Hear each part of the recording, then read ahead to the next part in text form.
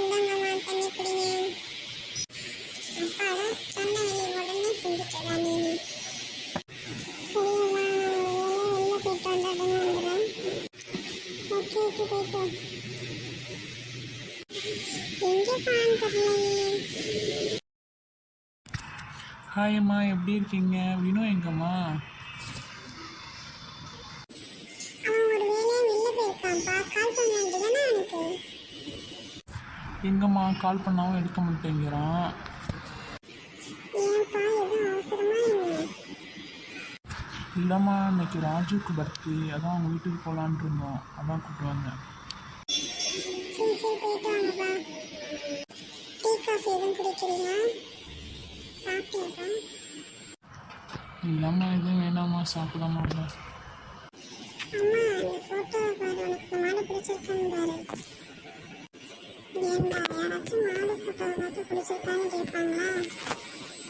நீதாம்மா ஒன்னிலது வேலை 2 மாட்டை வளர்க்கலாம்னு சொன்னேன். அதான் மாடு ஃபோட்டோ எடுத்து வந்துருக்கேன். மாடை பிடிச்சிருக்குன்னா சொல்லு, நான் வாங்கிட்டு வந்து உன்ட்ட கொடுக்குறேன். இதை நீ வள, நான் வீட்டு விட்டு போய்க்கிறேன்.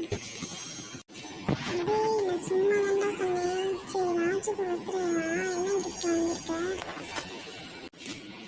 ஆமாம்மா, இனிமேல் தான் கிஃப்ட் வாங்கணும். காசு இல்லை, அப்பாட்ட கேட்டேன், தரேன் இருக்காங்க. இரு நானே தரேன், போய் வாங்கிட்டு வரேன். அடே மச்சான், உண்மையிலேவா போய் மாட்டு ஃபோட்டோ எடுத்து வந்த? இல்லடா, அது நான் யூடியூப்ல டவுன்லோட் பண்ணி போயிட்டு வந்தேன். அது எங்கள் அம்மா மிரட்டுறதுக்கு வந்தேன். அப்போதான் நான் காசு கேட்ட உடனே டக்குன்னு கொடுத்துருவாங்க, பயந்துக்கிட்டு. இந்த கொஞ்சம் 700 ரூபா இருக்கு.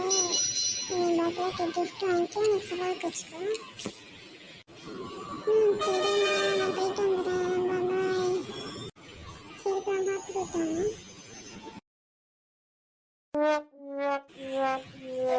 கேவலம் வாங்கி கொடுத்து 500 ரூபா லாஸ் ஆயிடுச்சு. சரி சரி, பார்த்துக்கலாம்.